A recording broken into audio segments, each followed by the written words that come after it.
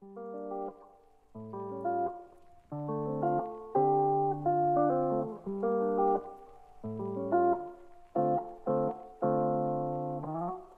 welcome back, everyone, to the Pod of Many Things, your weekly roundtable tabletop podcast that's chilled out and, funnily enough, on season 2. Leon, how are you feeling about that? How's things? We are on season 2 now, which is insane, considering. Yeah. Feeling pretty good. I also did a video today, so go check that out on YouTube. But yeah, season 2. It's been an experience, a learning curve. But most importantly, it's been fun. We've spoken to some fantastic people, and we have even more fantastic people lined up for season 2. So yeah, let's crack on. Yeah, just a big shout out to Leon escaping the Pod of Many Things as well and doing a guest spot on our friend Ben's Knights Black Agents game, which was how pretty could I fun. forget that? That was fun. Yeah, it's kind of like Jason Bourne meets I don't know, vampires. It was really interesting, and it was a one shot, so I ended it by turning on the party and being the big bad evil guy. It was fun. Your wardrobe was really interesting. I think I'll find a still to send to our guest at some point. Yeah, I mean, appreciate it. Since it was on video and we don't usually do video, I figured I might as well go all out and dress up for it. So my character was like based off of Gus Fring on off of Breaking Bad and Better Call Saul. So I thought I better get out the suit, put on a tie, and be an evil bastard. That is, it was great though to watch. So if you look in our playlist, you can actually see all our guest spots in a playlist publicly. So, without further ado, well, Leon, we have someone very special, someone I cannot wait to introduce you or our listeners to. So, I'd like us to go meet them because they're amazing. I kind of am really grateful that they've decided to come and talk to us today. So, if you've been hanging around the D&D art scene, like myself, and lurking like you do, you would have heard of our guest today and know of her work. She's one of the most on-demand and in-demand player character artists in the space. I feel as if she's always been like, is her commissions open? So ladies and gentlemen, and the non-binary, I am honoured to present to you feline trickster Michelle. How are you doing, Michelle? Woo, hello. Thank you. How are you? We're all right. We're okay.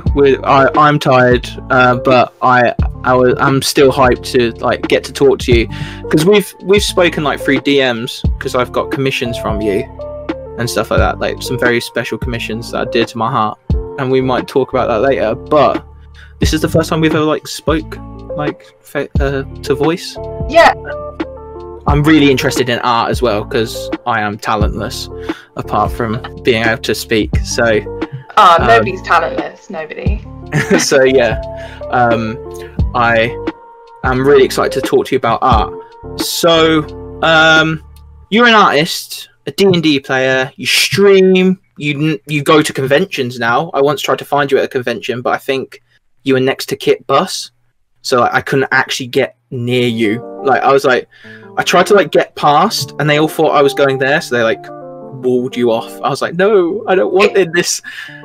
It's always really nice being near Kit because she's lovely, but you do just get a wall of people in front of your table. Luckily, they've taken that into account now, and they have her queue going down the centre of an aisle. But I think a few people were like, I can't get to you. I'll see you later. Yeah. But I want to know, we'll get into the art and stuff and you as a personality a bit later. But I was wondering if you could tell us about when you first discovered D&D. That's what we usually start with. When did you first get into the tabletop RPG space? Did you start on D&D? Did you start on Pathfinder? Tell us a bit about yourself and your journey. That one. I can't actually remember the first tabletop RPG I played. I'm pretty sure it was Pathfinder, and it was I was at university, and some friends were like, come play this game, and I was like, I don't understand, but sure, I'll come play. So like I said, I'm pretty sure it's Pathfinder because I remember falling in love with the roleplay and like the storytelling aspect, and just being absolutely terrible at the actual game. Like, I was playing a rogue, and I kept nearly dying to the point the DM very kindly basically gave me an NPC to run in and save me every time I would nearly die. So that's when it all started. So I played Pathfinder a bit, and then also played a bit of the Dragon Age TTRPG. I don't know if you've played that, but I've not played it, but I've heard of it, and I'm curious. And Leon's always going on at me about Dragon Age, but as a video game. Oh, Dragon Age, so good. I could get me on another podcast and I'll talk all about Dragon Age. But the TTRPG was, again, I really loved the story, and obviously playing in, you know, the D&D world was great. Again, didn't love the actual mechanics of the game. Again, I honestly can't really remember it. I just remember getting frustrated a lot. For some reason, everything was measured in meters instead of feet, which I feel like everything else does. So I was like, what's 5 meters? I don't know. Trying to go metric on you. Yeah, and I was like, no, give me feedback. So that was that, and then I was posting art of my characters I'd made for these games, and a very lovely school friend, or someone I just went to school with, replied to one of them on Twitter and just said, hey, have you heard of Critical Role? I think you'd really like it if you're really enjoying these TTRPGs. And I was like, oh yeah, I'll check it out. At that time, I wasn't really. I'd sort of like turned my life upside down, so I was looking for like new things to get into. And at that point, they were only like 20 episodes into campaign 1, maybe. Like, it was still really fresh. OG levels of Critical Roleness, because they're now on 200 or something. That's insane when I think about it, because I started at 1 as well. Oh really? Yeah, yeah, I'm starting counting it in years now. It's like, yeah, it's been going for like 3-4 years, whatever. So yeah, then I, you know, as everyone did, fell deep into the Critical Role hole. Fell in love with D&D, and then shout out to Lissy Rain, who you may know is another artist, who just made a post one day. It was like, hey, I'm going to run a Tal'Dorei campaign. Does anyone want to play? And I didn't really know her at the time, and I didn't know anyone else, but I just replied and was like, yeah, get me in. And then, man, it spiraled. It spiraled up. Are you GMing now, or are you still just a player, or? Just a player. I'll be honest, I tried GMing. I did it once. Man, that is stressful. I have so much respect for every single GM out there. I did it once and went, it's not for me. It's not for me. Forever DMing, hey Leon. Thrive on the stress. The stress is what makes it fun for me. I'm just a sadist. I'm just a sadist. Is sadist or masochist? I'm one of those things. You're one of those things. I think you're a bit of both, because you like inflicting pain as well. As someone who's played in your games, you do take great pleasure in making us like uncomfortable. But no, any good GM should. Yeah, no, totally. He's Leon's actually really good. I really enjoy playing. So you're playing. Are you still playing in your Tal'Dorei campaign? Are you on the same character, or have they died, or have you moved on to what are you playing at the minute? So they've not died. But as with, you know, that campaign ran for a couple of years, but life gets in the way, and you know, these things happen, and games end up falling by the wayside. So I don't play that at the moment. But I do play with my friends, and we call ourselves Wicked Game. Mm-hmm. I play with them, and at the moment I'm playing a sort of reimagined character of that from that Tal'Dorei campaign, called Mona, who is a Triton bard who is absolutely terrified of open water. Is this who your avatar is at the moment? On Twitter. Yes, it was that, and then I've recently changed it. Yeah, just a blue-haired gal. If you see a blue-haired gal, that's Mona. And then I also have, I don't know why I forgot, a drow paladin called Freya, who I've been playing for over 3 years. I think she's my longest running character, and we play that game nearly every week. So she's probably that's what my main game is at the moment. So you like stream your art sometimes, and you stream playing games with other artists sometimes as well. Have you streamed your D&D games at all, or is that something you're not tackling at the moment? Fortunately not. So we actually were aiming to stream our own D&D games a few years ago, but the things we didn't have was a location to stream from and the equipment. Like we wanted like cameras and stuff, and we found someone who could provide that, and unfortunately they pulled out, so suddenly we couldn't stream anymore. So we've basically spent the last couple of years working towards that. We were at a point where we were ready to stream this year, but obviously things happened. Yeah, like this like the setup we have, like we've been out and got cameras, we've got like backdrops,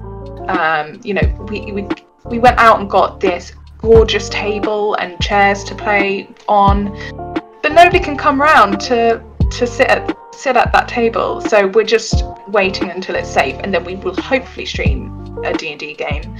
But in the meantime, we do D&D adjacent stuff, stream-wise. Yeah, I have been like entertained by you and your friends like drawing each other's, like swapping characters and stuff like that. And I think because there's a couple of tags I want to see if you've done yet, and I want to ask you about. But yeah. So let's move into that then. Let's talk about the art, the good stuff, how you found your art heart, as Critical Role puts it, and when did you discover it. We get a bit of the background as you as an artist, and me and Leon will take turns in like asking you some questions about it. Is that okay? Absolutely, ask away. Yeah. But before we move on to that, there is something I've got to ask you. And you may have heard me and Leon, we sometimes call ourselves like a Furbolg wizard and a half-orc artificer. Those are like our avatars, and we try and assign one to our guests sometimes, and I try and draw it. I'm not going to draw yours because that would be ridiculous and embarrassing, but can we play the avatar game with you, and based on what we've learned about you and your journey through Critical Role, guess kind of what race and character you would be as a person? Like this. Cool. So I'm more intrigued to see what people think or stuff. So what are you thinking, Leon? What are you thinking? You've sat back, you've been listening intently. What do you think about Michelle as a... First question. Templars or mages? All the time. Mages, I think.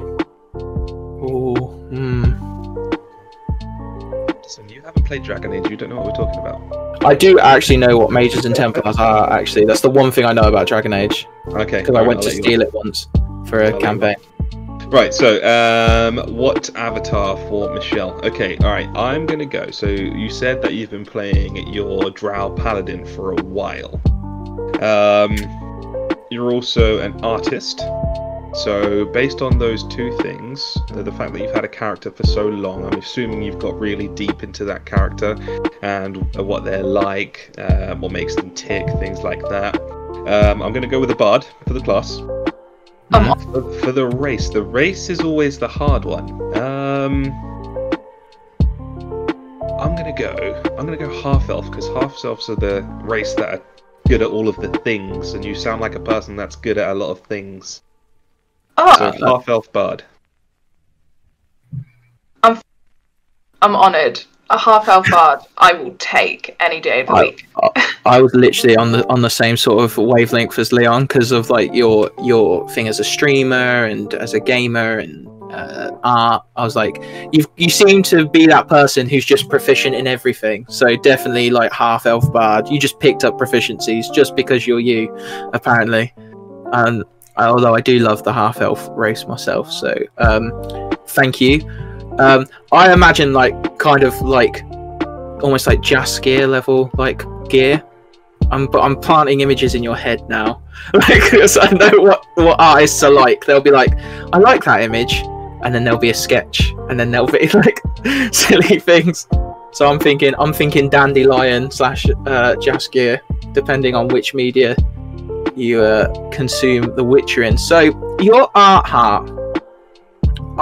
My first question about that is, when did you discover your style? When did you decide that drawing characters was what you wanted to do with your art? Oh, it's a good question. It's a difficult one. I'd say I'll give you the really like classic answer of I've always loved drawing, and probably from the age of like 10 I've been drawing like OCs, self-inserts, all those sorts of characters. But it was probably at university when I really like decided, like moved it more into like character design is what I love, and when I realized that like an image of a character can tell you so much about that character. You know, you can get so much personality, you can get so many like quirks and all of that stuff, just with good character design. And so I think there was that, and then playing TTRPGs. I've played them a lot in the past 5+ years. Every single character I make, I need that visual of them. So I think I drew it for myself, and then I remember being like, man, I don't know what I'd do if I couldn't draw. And then I was like, man, there's people out there that probably would want art of their own characters. And people, it was sort of a bit of both. Like, it was something I was thinking about offering to people, but also people messaging me being like, hey, do you do commissions, or would you draw my character? And it kind of just went from there, I think. Yeah. That is interesting, because like I feel as if not a lot of artists go in knowing what they want to do. They like drawing, and then that's when they find like what they want to specialize in. It's not like they don't always want to draw characters from the offset. It's might be like, oh, I quite like portraits, and then they decide to start like going into like more portrait stuff as they get older. So it's interesting that that's kind of always been your thing. Was it like animes and stuff? Oh, of course. You know, I used to be obsessed with, I don't know how much you guys love anime and stuff, but like that's me. I was that kid that got into anime, like, not the bad way, but it was like Jetix and stuff. So I watched all of the terrible dubbed animes and loved them, and was obsessed with like Shaman King. Oh yeah! Oh, that was sick. Wow. That was so good. Oh, that was so good. I love that show. It was so good. The dub was terrible though. I didn't know theme song either. was banging. English theme song actually slapped. But yeah. So yeah, and so I'm guessing there's a lot of shaman Michelles out there, like in your. I don't know if I actually did one for Shaman King. I just remember drawing the characters a lot. But there definitely was for like Naruto, because oh yeah, always a ninja. Oh god, there's always Naruto OCs. There were OCs since what, 2000 and... Oh, when was I... Oh, when did I first see my first Naruto OC? It must have been 2004. Since then, like, it's been nuts. Deviant Art was the paradise if you're an anime fan at one point, and then it kind of got weird. Yeah, we all moved away from DeviantArt. Yeah. So, Leon, what do you want to ask Michelle? Let's see what you're thinking, because Leon's like stroking his beard quite masterfully. You can't see this if you're an audio listener, but he's observing, and I always get worried when that starts happening, because he's brewing something. So what are you thinking? It's just, it's a comfort thing, stroking my beard.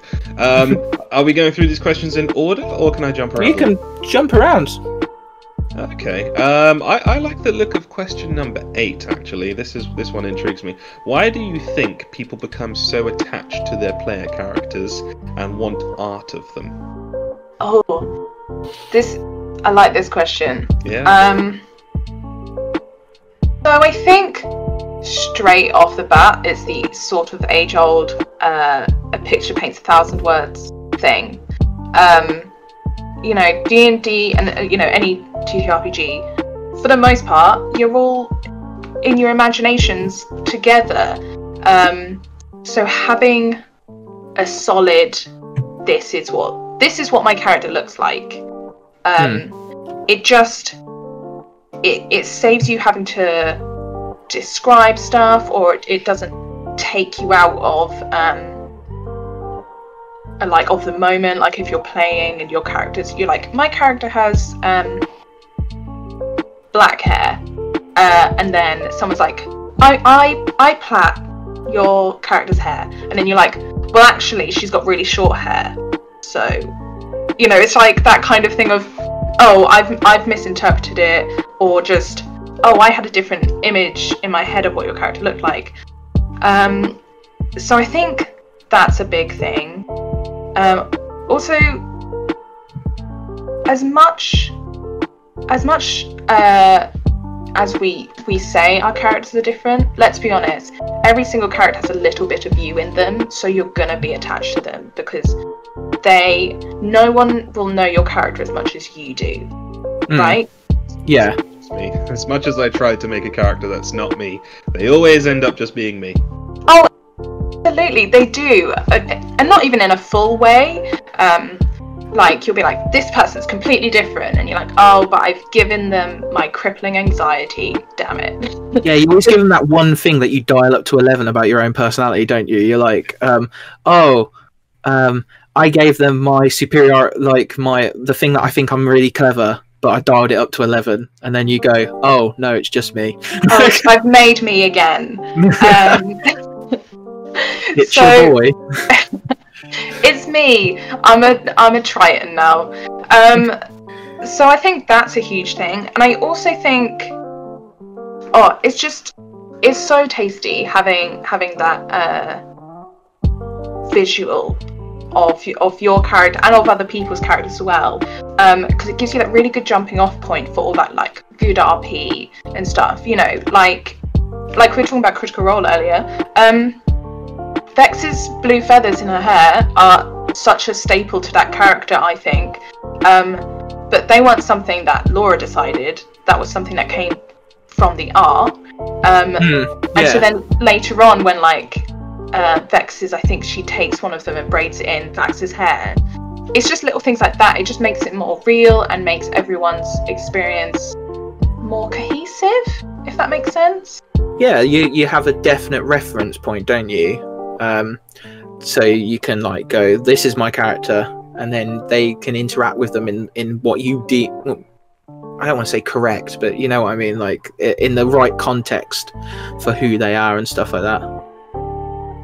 So now I'm imagining you though, because of your thing of I want to interact with everybody correctly, you just drawing everybody's OC as you see them, or drawing a face of them or something. Have you ever done that, drawn them? Pie's gone on long enough. I will end up drawing them, because I think everyone's a bit different, but I know when I play, I sort of need to know what that character looks like, and that means I will fill in the blanks. Though again, I don't want to talk about hair. It's the only thing I can think of. A character, one of the other player characters, was like, "Oh, I've got like fun buns," and I, for some reason, I just imagined her with really dark hair, and that's how I imagined it. And then when I was drawing it, the player was like, "Oh no, she's blonde," and I was just like, "No, that's going to take me like a few sessions to get the blonde out." Like, I see. So I think, I just think it just means a lot to people as well, having art of your character, because it solidifies them, not just in other people's imaginations, but like just they feel a bit more real, I think. Yeah, I quite understand that, because the reason why I found your work is kind of like for that reason, to like solidify something's existence. So or someone's existence, sorry. So like I believe that's quite pertinent. You kind of mentioned about how we always like make a little bit of ourselves, and one of the questions I have here, and this is like my question, what do the commissions you get, like the instructions you get about a character and the commissions you get, tell you about the person who's commissioning them? Like, so in most circumstances, you've never met these people before, like ever, and then you get this like list or description of this character. Well, does it like tell you anything about the person who's commissioned it, or is it just like, no, they're separate? Tells me a huge amount. I'd say it sort of depends. The one thing I do get from nearly every single person who commissions me is they are passionate and love this character. I guess that's the biggest thing. I'd say the thing I can get from it is an interesting idea of just how differently people think when making their characters. So for example, someone might message me and say, right, he's a Furbolg druid, he's this level, he wears scale mail, he wouldn't wear scale mail, whatever, he wears a green robe, and you know, it's like X, Y, and Z. That's my character, can you draw it please? Whereas some people might be like, so this is, and it's their name, and it's the character's backstory, and it's a bit about their personality, and then it's like a Pinterest mood board of like what they look like, and it's much more this is the general idea of them, but nothing's solidified, if that makes sense. Yeah. So it's just interesting to see how different people, when you say to someone like, tell me about your character so I can draw it, how different people view their character, either as a list of items, or some people I know find like celebrities or models and they're like, this is their face. Face claims. Yeah, I see that. I remember that from my very cringy roleplay days on like certain websites that we talked about with Sumi, but I don't know if you ever heard of the site Gaia Online. It was just the most weeby shit ever. Oh. There, and then one person was mean to me once, so I left. Yeah, they it was not it was a bit of a snake pit, but yeah. I used to like roleplay Naruto and stuff like that, and then I was just like, oh no, I'm sad, and then left. So no, wow, I would have thought that you would have learnt more about someone, but I guess because of the fact that it is a passion, and like they're giving you like something to do, it is pretty straightforward, isn't it? It's not actually like there's not much I don't think. Now I think about it, it's not many layers. It's not. And again, it depends, because if I have like a regular commissioner, and I'll start to be able to tell a bit more about them by the different characters they're giving me. If that makes sense. So if I've got one person who's like, this character is this, and then the next time this character is this, then I might be like, oh, I see. You have a thing for skinny pretty boys or something. Like it's that kind of like, I've got your type down. I know what you want from me. But yeah, it's that easy to you know, if anyone's like commissioning me or thinking about it, don't worry, I'm not going to sit there and read you like a book, like from your character description. You're safe. Yeah, you're not there sitting there like silently judging them, like, oh, this is the 5th twink you've commissioned from me. No, yeah. No, that's. But no, okay. Wow, Leon, you're stroking the beard again and looking intense. Questions actually. Yeah. So it's a 2-part question. The first part of the question is there anything that you really, really, really want somebody to commission you to do, but nobody's done it yet? And the second thing is there something that somebody's asked you to do and you've just thought, what the fuck? No, I'm not doing that. Spicy, I like it. Yeah, that is spicy. I like it. And well, do you mind if I answer question 2 first? Because go for it. I feel like I'm going to disappoint, and I haven't yet. I'm like touching wood right now because I'm like, nobody. It's going to happen, and You do have a very specific like not list. You like in your pinned tweet or something. Yeah, I think I have something that's like. It's like, I'm not drawing dicks, dude. Yeah, no smart and stuff, but no, I don't think I've ever had anything like that. I've had some people have gone, this is my like paladin or fighter or whatever, and this is their really complicated armor, and I've just gone, oh no, okay.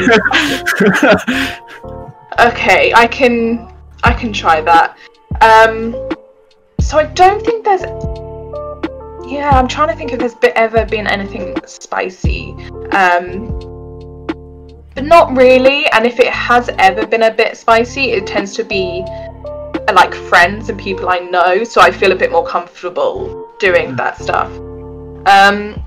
In terms of if there's anything I really want to do, I can't think of anything crazy off the top of my head, because I genuinely enjoy drawing everyone's character, because the amount of enthusiasm and passion they have for that character, I sort of mirror and like get back. So I'm always excited to try new things. I have a very good friend who often commissions me, and she'll be very open for like trying new art styles or trying something a bit more complicated and pushing me out of my comfort zone, but sort of her being my guinea pig, in case I'm like, you know, it's like draw a whole scene and I'm like, I'm not good with backgrounds, so we'll see.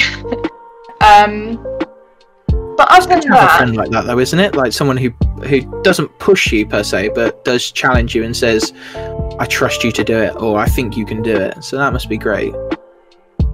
And she's absolutely a delight. She commissions me regularly.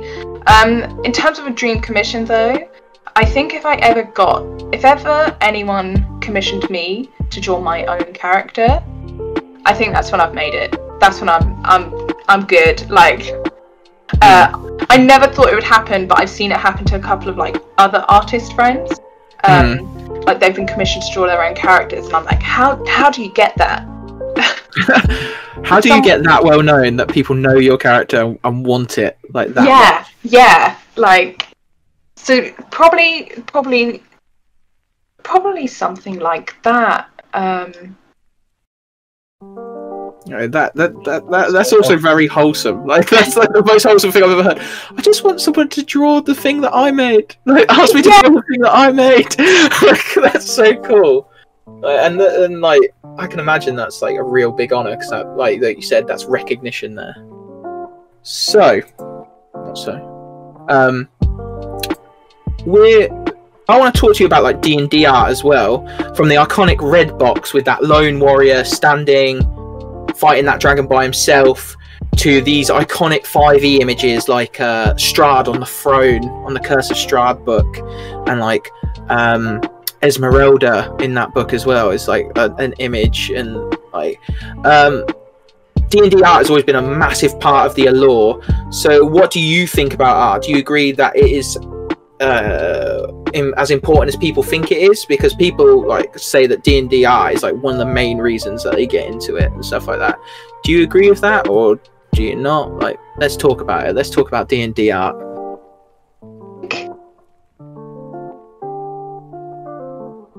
It's like what I said before, you know, a picture paints 1,000 words. So if you see something and it looks really pretty or it looks really cool, like what's the latest? The Rime of the Frost Maiden, that cover art of like her in her owl goddess form coming at you in the icy dales, like that looks so cool, and you would go, what's this? I want to like explore this. Yeah, I think it just gives you that jumping off point. It says this is what the setting is. Like you said, Strahd, you know, that image of like Strahd on that throne. Look at that butthole. Look at that mean man. Like, I so hope that in one of your campaigns you've said that as a rogue. You've just been there like, butthole, look at the butthole. I mean, we did play Curse of Strahd, and I kept calling Strahd a little bitch, and he cursed me, so whenever I said his name, I took 1d12 points of damage. Wow. Oh, yeah. You pissed him off. Can't call him by his name. Yeah. No, Little bitch. I just kept calling him a little bitch, because To be fair, he is a little bitch. he is. He really is. It depends He's which one the you very play. definition of a little bitch. Yeah, I bought the. There's one way you can. Sorry, you go first. Oh no, I was just gonna say, in the game there's like a puppet of Strahd you can buy. What? So in. Is Piddlewick his name? No, it's not Living Piddlewick. puppet. He's a living puppet. But in Blinsky's like toy shop. Oh yeah, it's not Blinksy, it's not fun. Yeah. I love him. Yeah, there was like a Strahd puppet, so I bought one. And every time Strahd would talk, I would just be there like with my fake little hand puppet, like being like, Strahd's a little bitch. And he really hated me. Understandably so. I just refused to be scared by him, and my DM was just like, he's scary, okay? And I was like, no.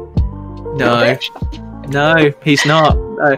That's quite funny. Like, Sorry, I got distracted.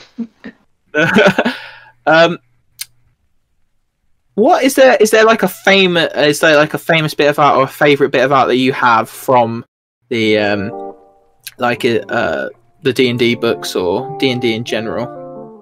I mean, so much gorgeous art. I think I'm trying to find mine for you to show you it, but what have you got? My favourite is, I wrote it down somewhere so I wouldn't forget it, and now I've lost it. Oh no, it's called Galia of the Endless Dance. Yes, it's in there. It's the satyrs dancing. It's the yeah, that's my favourite. I think just of recent, because there's some great faces in that. What, just in Theros in general? So no, it's this photo, this exact one there that Leon's showing, of the satyr with like this poor guy in like a headlock, and they're all just dancing around cheering, and I'm like, that looks like fun. That tells me a whole bunch about satyrs and what they're like. The woman just over that guy's shoulder has just the best expression. That's probably my favourite at the moment. Party people. So yeah. And it tells you everything that you need to know. If you're gonna go to the satyrs, you're gonna have to party. Yeah. Like, even if it's against your will. Yeah, that guy's literally there partying against his will, is in a headlock. Do you think that the best art captures that, like those feelings, like, and those things about people? So like the red box, why people remember it is because it's quite quintessential, like D&D in a nutshell, isn't it? Fighting the dragon in the middle of this like catacomb with just you, even though there's probably a party of people behind you, but you feel like it's just you.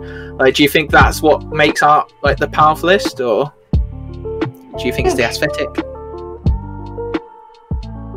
I think, to sit on the fence, I'd say it's a bit of both. I think it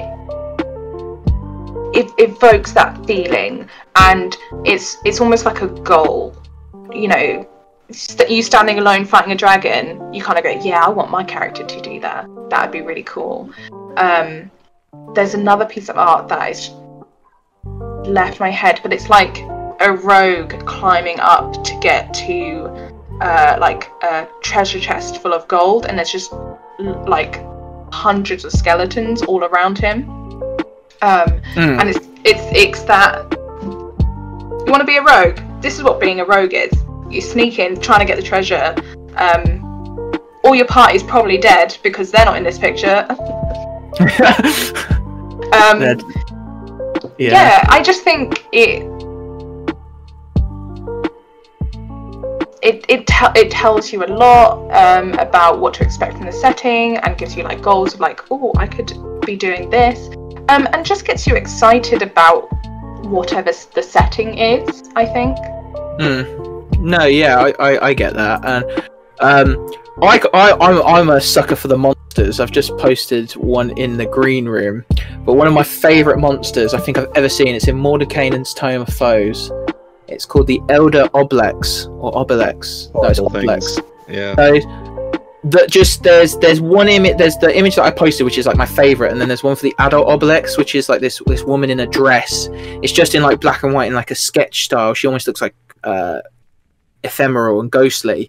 Yeah. And it's just the ooze, like, and the tendrils like pulling off her. It's like a side profile, and it's just so good because there's just like a skeleton where she's obviously devoured somebody behind her as well. And I just think, oh, these are so good. Like, I think, I don't know about you, but like when I see good art of a monster, I like want to fight it, or I want to use it if I'm a DM. Like, I'm like, they're like, no, that's going in the game. I don't care.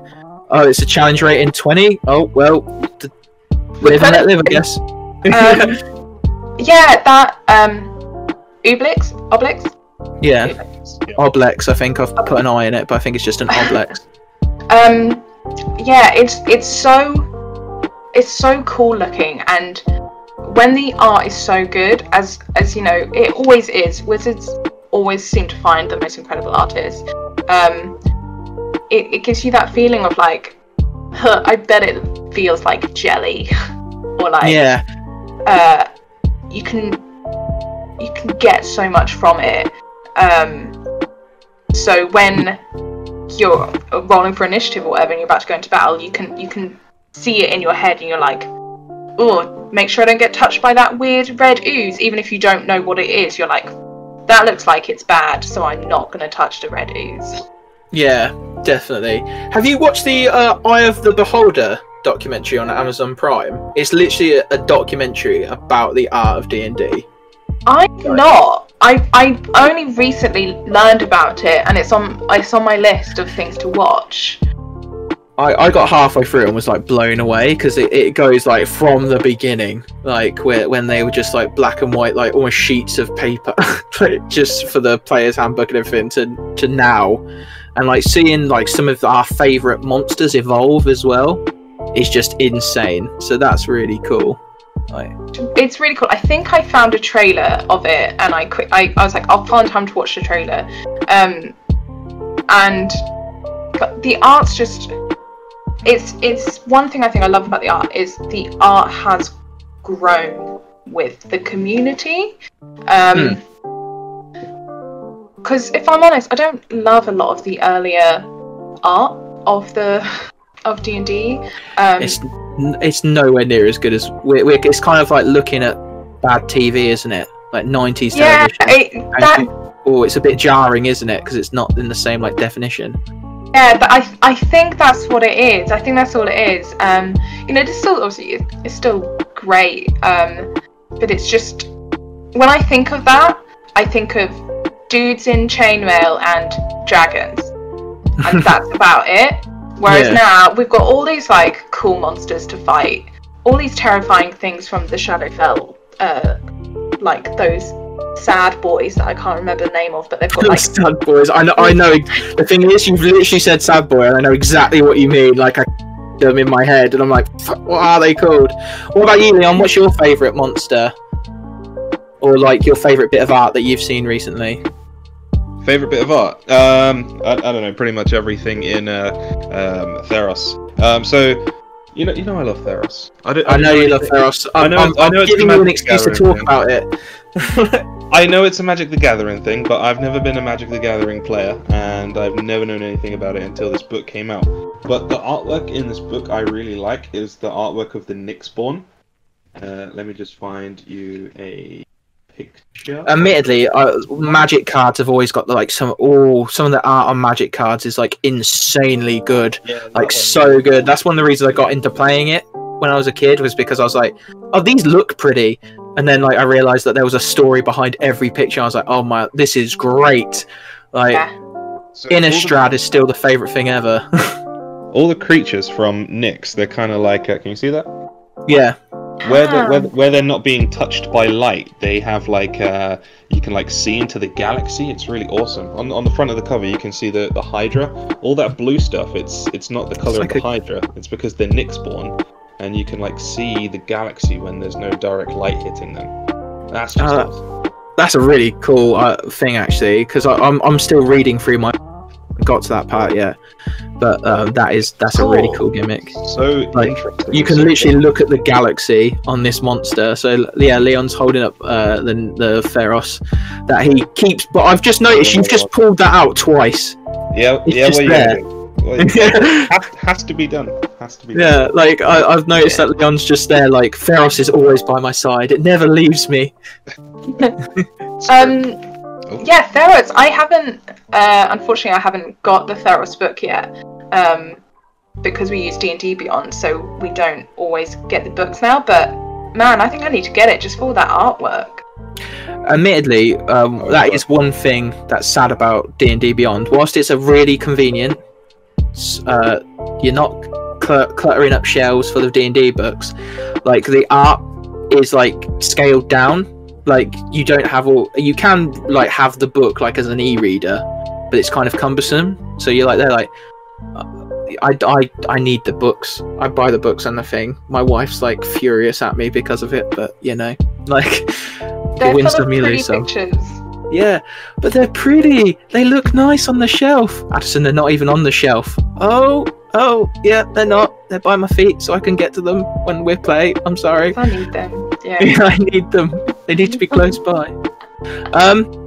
But yeah, no. When I think about D&D art and like D&D artists and people who draw player characters, it's a massive like thing where I'm just like overwhelmed with like the sheer talent that you and some of your friends have. I wanted to ask you about some tags before we like start talking about conventions, because I feel as if conventions could be really interesting, but like some tags that have arisen at the moment. Have you done the corruption tag yet? And the redemption I've not. So I've seen it. So for people who don't know what this is, so basically you draw your character as they first appear, then you draw them after they're like corrupted by something, like some sort of eldritch horror or some sort of like bad guy or power, and then you draw them when they've redeemed themselves afterwards, and you draw like the 3 stages, and some of the artwork that's been coming out of that has been phenomenal. So you've not done that yet, Michelle? No, I'm ashamed to say, like, now art is sort of my full-time job. I rarely find time to do that stuff. I have a folder of all of the things I want to do, but that would be so cool to do. I think I'd like to do a series like that of more just, here's my character level 1. when they were a happy bunny and thought that life was great. And here they are, level 14, just empty shells of who they used to be. Because I think that's what my paladin drow would probably be. I feel as if like you're kind of doing that with the commission that I do for you. So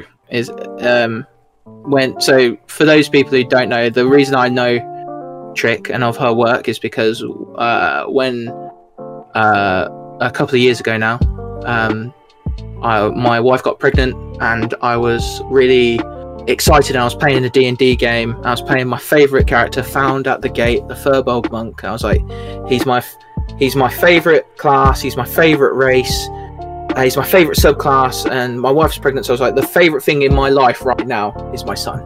Like, it is like the fact that I'm going to have this baby. And unfortunately, so I gave him the inheritor background, and Found and Spud were born, and we had little Spud, the baby Firbolg that Found did everything to protect, and he hid from everybody. Like, people thought he was just a backpack for a long time until this baby Firbolg started thunder stepping around an inn because he was a wild magic sorcerer, and Found didn't know at like 18 months old.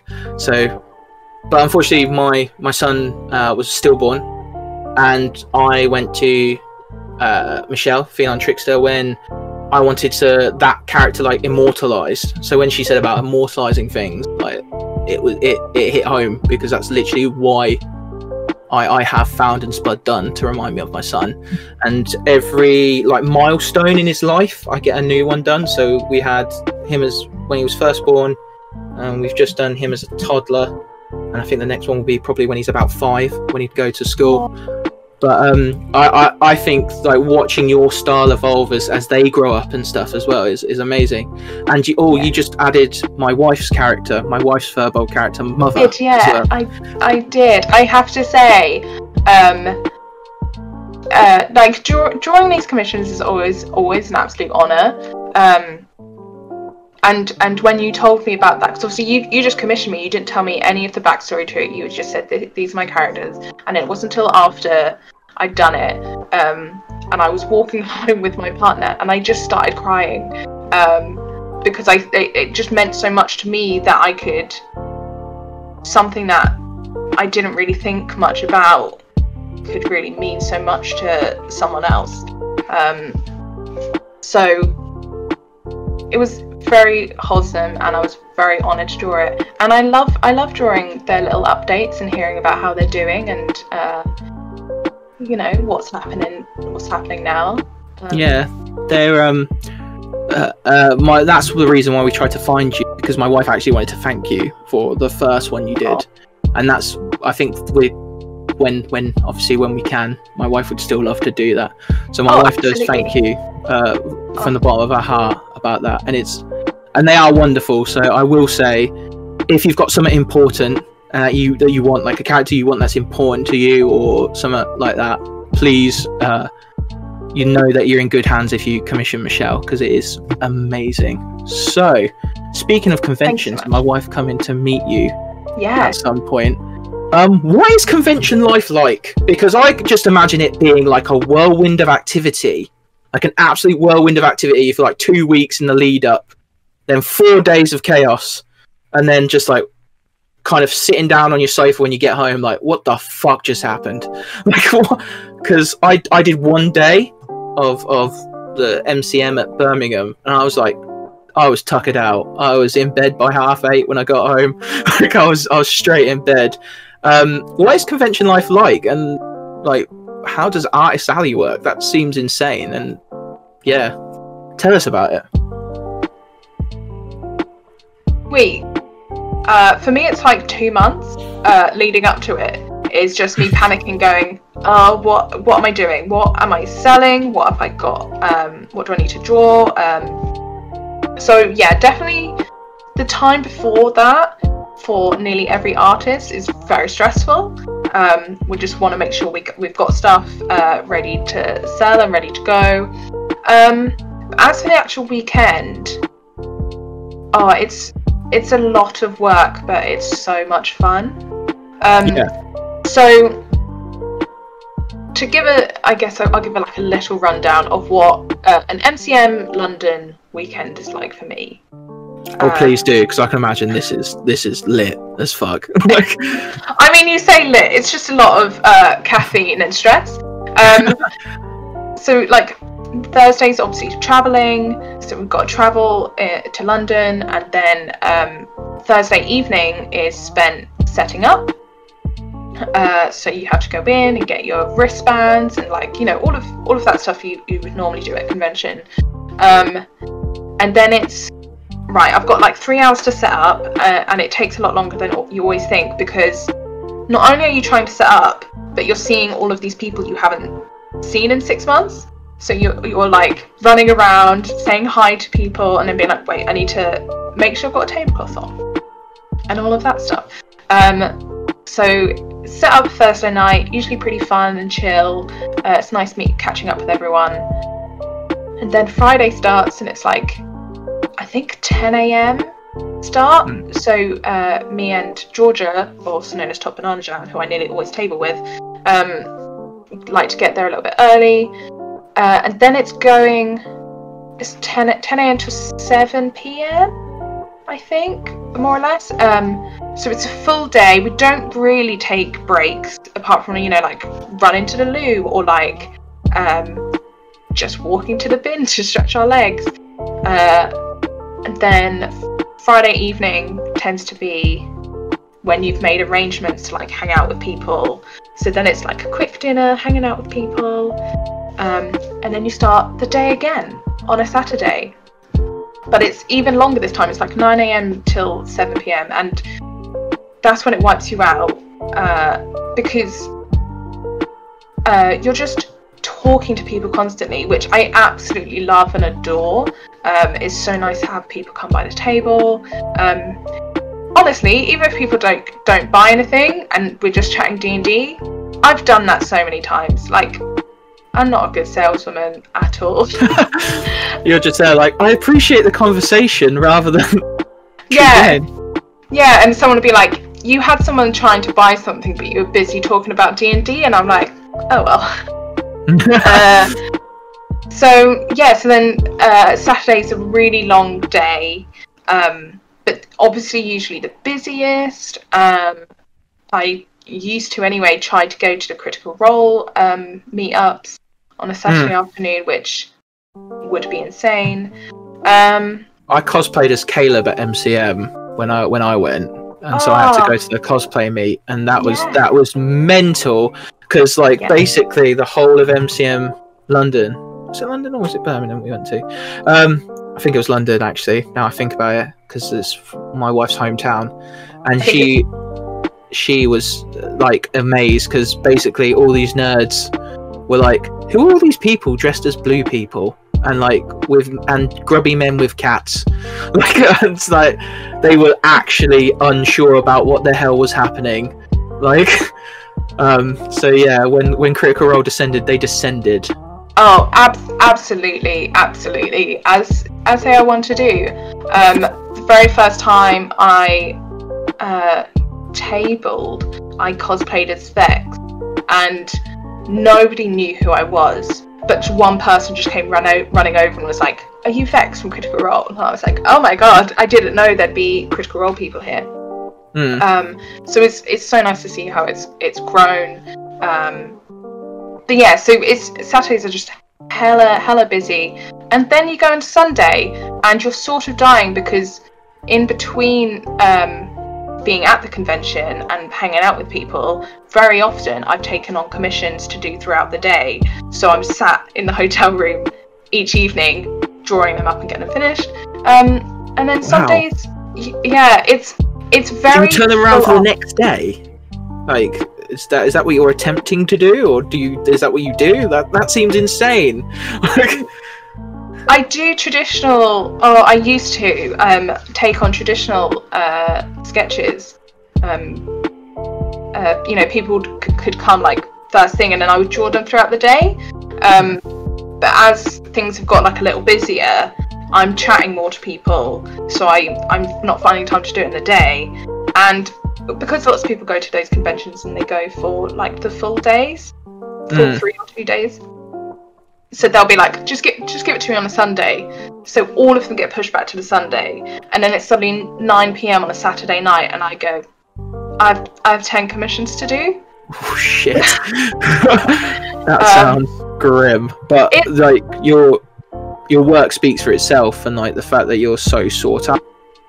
What's that like, being like so sought after now? Like, I genuinely, if people like put your, like they'll talk about you and the fact that they've met you at conventions now as if you're like a celebrity.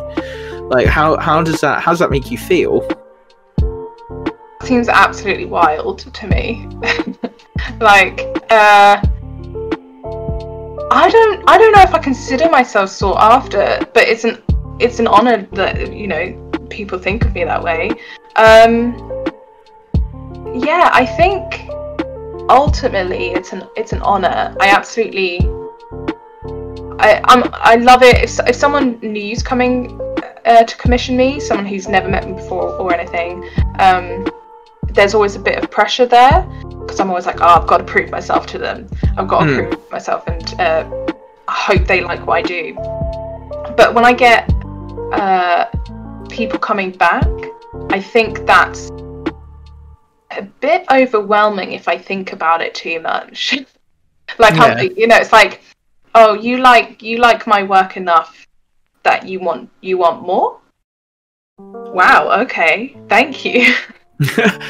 Yeah, you can kind of get in your own head, I guess, about that when you're like, oh no, they want more.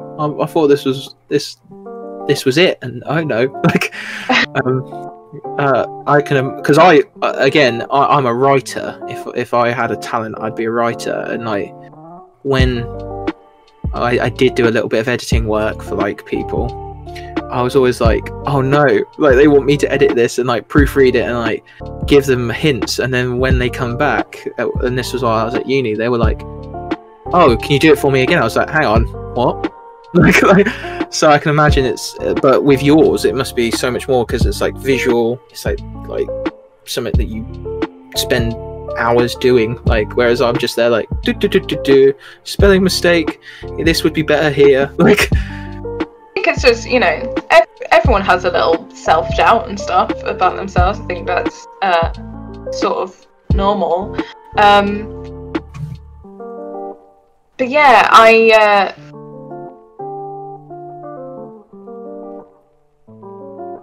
think it's completely normal. But yeah, it does just overwhelm me a bit. I always hope everyone is genuinely happy with what I do for them. I always want to make sure I've drawn their character how they want. You know, like we were talking about at the beginning, that thing of like, you have an idea of what your character looks like, and then if I'm drawing it, I'll get an idea based on what you've given me. But then there's always that bit in the middle, which, you know, when I'll do a sketch and send it over to someone, and so that can always be a bit nerve-wracking. I'm always worried I'm going to draw someone's character and they're going to go, you did not understand my character at all. You've not got their personality, you've not got what they look like down. Like, I'm going to put you to rest here and literally go, there is no way you can't do that, because I gave you the first description I ever gave you of so shit. In the grand scheme of things, I look back at it, it was so shit. And I think I said something like, I want a big, like, shit-eating grin, like, goofy smile, and you went, and the first thing you went is, you want Uncle Iroh, right? And I'm like, how did you know? Yeah. So, yeah, like, my last question I want to ask you about conventions. They're weird places. I love them dearly, but they're weird places. Okay, yeah. You've got Goku descending on London. You've got Cloud Strife everywhere with a 6-foot sword. So my last question about cons before we start wrapping up is, what's the weirdest thing that's ever happened to you at a convention? What's the weirdest thing? And if there isn't anything, don't feel bad, because I think that's a blessing. But no, she's shaking her head, so something weird has happened. Weird stuff always happens. Like it's con time. Like there's lots of weird stories and weird things that happen. One of my favourite things to do, that's not totally weird, but just, you know, once this is, you know, over and we're back doing conventions, is I like seeing cosplay couples who have not coordinated what they're cosplaying. Yeah, those are funny. I'm trying to think of something now. Like Leon Kennedy and Nurse Joy. Oh wow! No, that what? Because the problem is with that as well, you have the contrast of that's done like a group cosplay versus this couple that are completely mismatched. So I thought, what was the one me and Jen saw that we were like, that is insane? Were they were Team Rocket? So they did. So in the Pokemon vein, there were Jessie James, and they had like a tiny baby in a papoose dressed as Meowth. I was like, what? I was like, it wasn't like shitty. Like this bird had like 6 foot long hair. Like it was crazy. And then she's got her baby Meowth just on her. I was like, what? And then you see like Cloud and let's say Isabelle from Animal Crossing, and you're like, are you going to a Smash fight or something? Is that what's happening here? Like, yeah.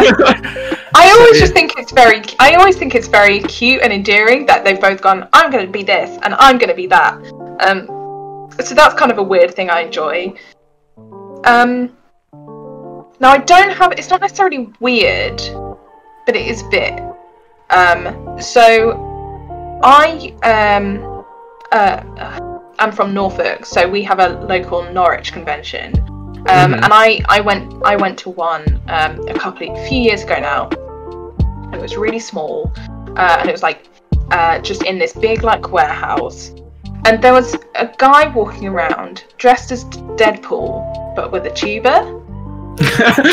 Okay, I can see where this is going already. So like it was one of those things of it's funny, he's doing like I can't even remember what tune he was doing. It's just like a tune. It's like, it's Deadpool with a tuba, that's funny. 5 hours later, that wasn't that funny anymore. And we'd sort of turned it into a joke. You know, like he would just disappear for like half an hour, and then suddenly you just hear a tuba in the distance. You'd be like, no, he's back. So we laughed about it a lot. We're like, that's really funny, because Georgia had come, so I was with her, and then we went to London MCM months and months later, probably 8 months later, and I think it was the Saturday. We just sat there like having our coffee, you know, chatting to people or whatever behind our table, and I just suddenly heard a tuba and got like flashback. Oh no. And I was like, no, he can't be here. Why would he be here? That's got to be like just a Norwich thing, surely. But no, he was there. So that's kind of a funny thing. The Deadpool tuba guy haunts me. The Deadpool tuba guy haunts you. He's around. He's following me. Deadpool's trying to out Deadpool each other is like a con staple, isn't it? Like they all go nuts. They're like being mental. So that is. It's like, just chill out, guys. Chill. But cons are fun. They're a lot of fun. They're so tiring and knackering, and I need like 2 days to sleep it all off afterwards. But definitely a lot of fun. Yeah. So, thank you so much for your experience and your insight into both art, conventions, all this crazy stuff that you've talked about. Before we wrap up, we do something called the Deck of Many Questions, and we would like to, if you are willing, to invite you to do one of these before we wrap up, and then not that you need our platform, but you can plug yourself and whatnot.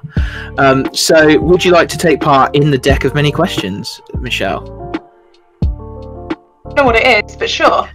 So, the deck of many questions, for those of you who is our weekly segment where we basically we have a bank of questions and we roll the dice for how many questions there are, and we get our guests and ourselves, if there's time, to answer a question each. Today, because we've had quite a long conversations about like things like cons and everything, we'd like you to answer the question for today's episode. So Leon usually has the dice. Have you got the dice, Leon? A random number generator on Google, so that'll have to do. The random number generator on Google. We have 43 questions. If you would like to submit a question to the deck of many questions, contact us on all the doobly-doos: Facebook, Twitter, Instagram, YouTube, Spotify, Apple Podcasts. What else what are we not on, Leon? I don't know so much.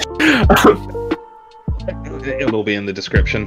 It'll all be in the description. So, what question have we got, Leon? All right, let me ask RN Jesus. RN Jesus. All right, number 25. So, Michelle, question number 25 comes from... oh, this is actually really good. Comes from someone we know called Paige. And she asked, do you feel like not enough women play D&D? If so, why do you think this is? And how could more women be encouraged to play? Or do you think more enough women play D&D? Yeah, there's enough. Stop now, guys. No, women. I'm very lucky that I don't think I played a single game where I've been the only woman. A lot of my regular D&D groups, there's like a 50-50 split. I think as it's grown in popularity, more women are getting into it. But I think ultimately, just I don't know, invite more of your female friends to play with you. If you're at a table where you're all guys, maybe invite women. But also, don't force it either. I don't know. I feel like it's a kind of thing that, yeah, there can always be more. But also, I'm very lucky to, like I said, I haven't found it an issue at all. Yeah, I don't know if I've answered that question very well. I kind of get what you're saying. Like, fine. You're basically saying it's not really an issue anymore. I mean, I'm kind of fortunate in myself as well. I don't know if I would call it fortunate. It's just the way it is. But I'm DMing 2 games at the moment, and in both of those games, the women outnumber the men. It's just the way it has changed over the past, I don't know, X amount of years. It's changed so much so that it's not really an issue anymore, is it? It would have been like 5-10 years ago, but as of now, D&D is for everybody, and everybody. D&D is for everybody. Yeah. I think as well, you've got to remember that with the internet and stuff, it's more accessible to everybody. Whereas in like small towns, like where I come from and where I currently live and stuff like that, D&D still kind of seen as weird. Yeah. Like, so the fact that even now, because even if we remember the group that we play in, Leon, like the club that we go to, it's mainly dudes because they're from the local area and they're looking for somewhere to play together. But now that we've got the Loom, there is more coming in, and which is our Discord server, and there are more people coming in. When you go on Roll20, there's more women searching. So I think it's not a problem anymore. You just got to know where to look, haven't you? Because there's no point forcing your sister to play if she doesn't want to, sort of thing. Yeah, don't force people into playing. I mean, if you think they'll enjoy it, then gentle bullying is encouraged. But don't force anyone into it just to like make up a quota or something weird like that. But yeah, I think you're right. I don't think it's really an issue anymore. I think finding a D&D party that works for you is more important than finding anything else like that. Yeah. Well, thank you very much for answering our question for the Deck of Many Questions. Again, if you want to submit to the Deck of Many Questions, look in the description, comment, subscribe, like, message us, do whatever you can, as long as you get in contact and are nice. We will add it to the list, and you may be shouted out if we ask your question. So on our way out, again, I want to thank you, Michelle, for coming here, and giving us your time. You're very, like I say, I've said multiple times, because for those people who are listening and they're like, Addison sounds really weird, I'm a bit starstruck, I'm not going to lie. So I'm really happy that you're here and that you've come, and I've got to say thank you for Founders Spud and everything like that, and got to talk to you about something that I actually have a real genuine interest in. So thank you very much for coming. Is there anything you'd like to promote before we close up tonight? I should. I'm really bad at this stuff. I mean, you've already said I'm Feline Trickster on Twitter and all of social media and stuff. Also Twitch, so if you want to watch me draw, you can watch me draw on Twitch, or you can tweet me on Twitter. My commissions are open, so if you want your characters drawn, then hit me up. Yeah, I hate doing that stuff. I hate it. So, but thank you. This is why I leave it to Leon, because Leon's like a great salesman. If Leon's the guy who's like, we should do this, and I'm like, I'm not sure, and then 20 minutes later you're doing what he said without even questioning it, and you're like, this is the greatest idea ever. So yeah, he's a great salesman. So Leon, are you ready with the socials to let people know where they can find us on the interwebs? Find us on Twitter at PodOManyThings. You can find us on Instagram at the PodOManyThings. You can also find us on Facebook. We don't really use it that much because Facebook sucks. That's also the PodOManyThings. Spotify, Google, all those other places where you can get podcasts are on there. And of course, we are on YouTube. So and I'm doing videos on YouTube now. So come check out those videos. Yeah. So again, I've been your favourite friendly Furbog Wizard. We hope wherever you are and whenever you are, you've had a great time and that you chilled out with us. See you later. See you next week. Goodbye. Funny to say at the end of this one. Jokes.